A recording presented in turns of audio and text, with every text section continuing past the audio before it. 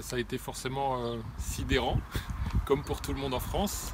Et puis dans cette période-là, on est dans une situation de gestion de crise, donc on doit s'adapter au jour le jour aux informations qu'on a, qui sont partielles, parfois contradictoires. Voilà, mais on a pris très vite la décision de fermer. Dès le 16 mars, il était clair pour nous qu'il fallait fermer Macoré. Et donc le 17 mars, on a utilisé la demi-journée où il s'était possible pour sécuriser l'ensemble des chantiers.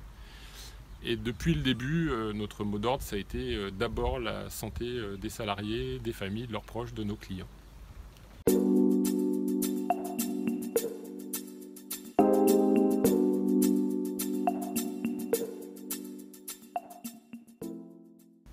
Alors, ils ont été globalement très solidaires et pas surpris de l'arrêt. Ils nous ont soutenus de plein de façons différentes, déjà par leur témoignage, en nous disant qu'ils comprenaient la décision. Et puis aussi, même pour certains, en anticipant des paiements, parce qu'ils savaient très bien que l'un des sujets, une fois qu'on s'est occupé de la santé des personnes, c'est la pérennité de l'entreprise. Et donc notamment les notions de trésorerie, qui sont des sujets importants dès qu'on arrête la production.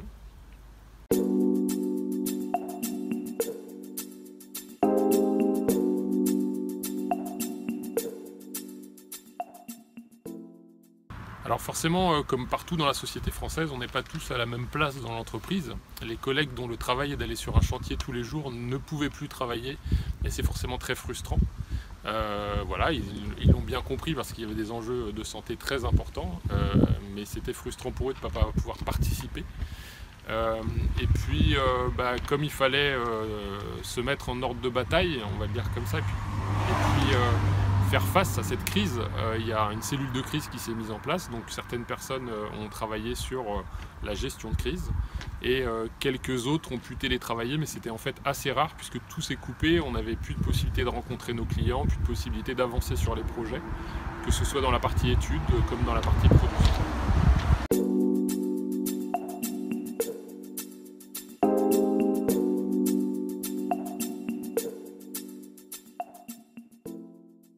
Alors là encore, on rejoint plein d'expériences qui se sont vécues à l'échelle nationale notamment, mais internationale. On a beaucoup utilisé les outils digitaux et notamment les visioconférences pour rassembler des instances qui existent déjà dans l'entreprise, c'est-à-dire des points quotidiens qui s'appellent les TOP. Donc c'est des points entre équipes et puis qui font remonter du terrain les différentes problématiques.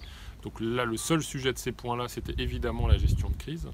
Et puis on a mis en place un CODIR qui est devenu quotidien sur 1 heure pour jour par jour partager l'information, la prise de décision et avancer vers le plan de reprise de l'activité.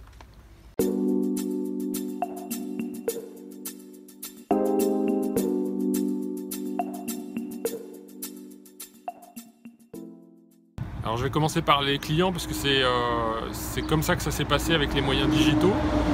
Donc, la première information, c'est le partage de la prise de décision le 16 mars avec les salariés, mais ça s'est allé assez vite. Et juste après, il a fallu prévenir nos clients qu'on arrêtait les chantiers. Donc ça s'est fait par des moyens simples. On a des responsables de la relation client qui sont en contact permanent avec les clients de Macoré, des chantiers en cours.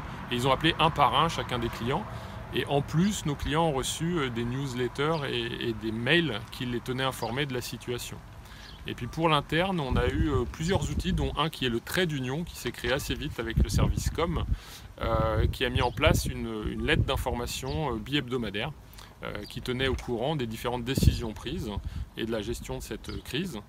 Et parallèlement, on a activé un outil qui existait déjà dans l'entreprise, qui sont les réunions sociétaires administrateurs. Donc tous les jeudis, on faisait un apéro digital où se sont rassemblées une 60aine de personnes pour échanger autour de la gestion de cette crise.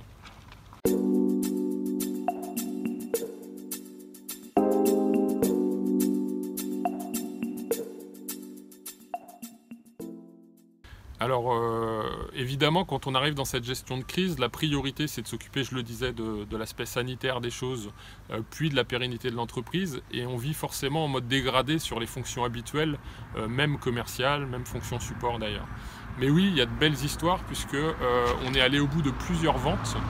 Et à fin mars, on est à plus d'1 million d'euros en avance sur les objectifs de signature, de contractualisation. Et plein de clients ont décidé de poursuivre l'étude de leur projet et de nous faire confiance dans ce climat d'incertitude. Parallèlement, toute la préparation des chantiers a pu être avancée. Et puis on a même de nouveaux contacts pour des projets. Voilà parmi les belles histoires. Après, il y en a une autre qui est particulièrement touchante, c'est une femme et sa fille handicapée qui ont pu emménager juste au dernier moment. On a anticipé la livraison puisque la maison était prête et donc elles nous sont évidemment toutes les deux très reconnaissantes d'avoir pu emménager en avance avant le confinement. C'était forcément mieux pour elles d'être dans leur nouveau logement pour le confinement. Et puis j'en ai évoqué une tout à l'heure, mais une très belle histoire aussi de plusieurs clients qui ont essayé d'anticiper, qui ont anticipé les paiements, parce qu'ils nous font confiance et parce qu'ils savent qu'on a besoin de trésorerie en ce moment.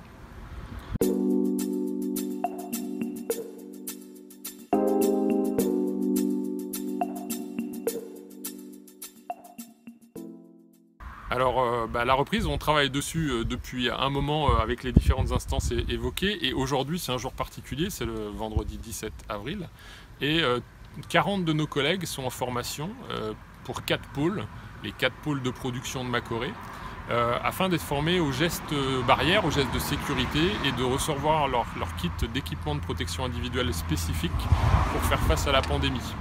Alors je suis passé voir chacun des groupes là il y a quelques minutes et le message est clair, c'est on a un créneau là où on sait qu'on prend un peu moins de risques parce que la région a été épargnée, parce que on sort de presque 4 semaines de confinement et où on va avoir les moyens d'apprendre en toute sérénité les gestes que connaissent parfaitement les personnels de santé et qui sont indispensables à connaître aujourd'hui et qui seront la priorité. La priorité dans les jours qui viennent, ça va être d'apprendre à travailler autrement parce que ça va durer longtemps, plusieurs semaines, peut-être plusieurs mois, où il faudra faire très attention à la proximité, au lavage des mains, à ne pas porter les mains au visage quand elles ont pu toucher des surfaces souillées.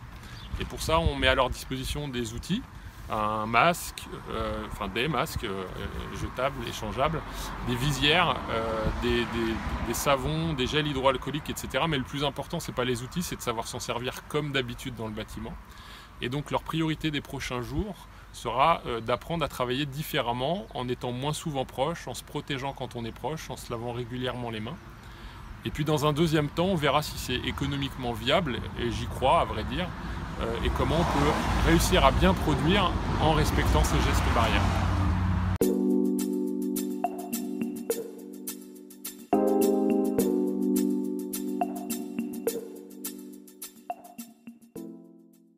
Oui, alors je peux le résumer très rapidement. Notre slogan, c'est construire ensemble et c'est vécu très profondément dans l'entreprise depuis longtemps. Construire ensemble avec nos clients et construire ensemble avec les salariés et sociétaires de l'entreprise, c'est l'ADN d'Unscope. Et bien là, notre slogan, c'est devenu reprendre ensemble. Et du coup, on a cette co-construction de la reprise avec une vraie implication de chacun. Comme dans beaucoup d'entreprises, il y avait une très grande envie de retourner sur le chantier, mais avec une très grande attention à la santé des personnes d'abord, la santé de nos salariés, la santé de nos clients et de leurs familles et proches, puisque dans cette pandémie, tout le monde est potentiellement en danger. Et donc il faut d'abord faire attention à cela.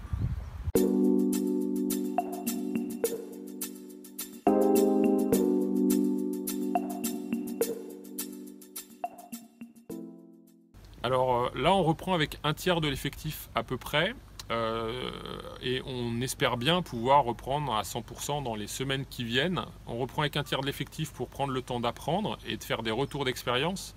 Et aussi parce que c'est des chantiers où il n'y a pas de risque, qui sont non habités et pour lesquels on disposait déjà des matériaux pour construire.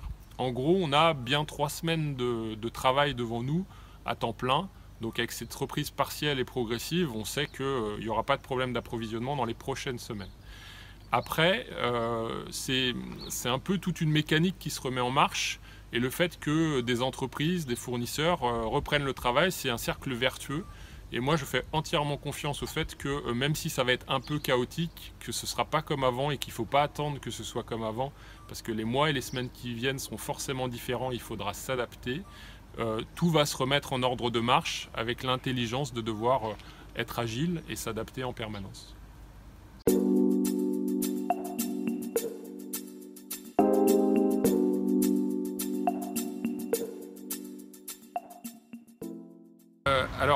Sur le fonctionnement, sur l'opérationnel, elle a permis de nous conforter sur le fait qu'on avait des instances, une organisation, des outils qui étaient prêts à une forte adaptabilité, puisque personne ne pouvait se douter de ce que serait cette crise.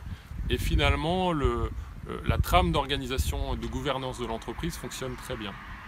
Sur les valeurs, ce que sera demain sera forcément différent dans la façon de travailler pour des raisons sanitaires, et très probablement aussi pour des raisons d'environnement économique, d'évolution des attentes et valeurs de la société.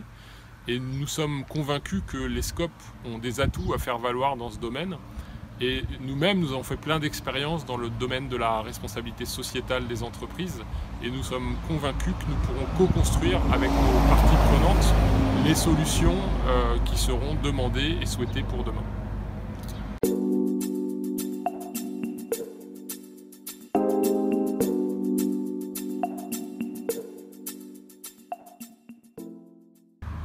La vision, elle sera forcément partagée. On a vu aussi une tendance pendant cette crise à ce que chacun dise « j'avais raison, c'est mes valeurs qui sont justifiées par la crise ». Moi, je ne crois pas à ça. Je crois que c'est une occasion de prendre conscience de certaines choses et de faire évoluer les choses. Mais il n'y a pas de révolution à attendre. Il faut surtout co-construire ce que l'on veut demain pour notre société.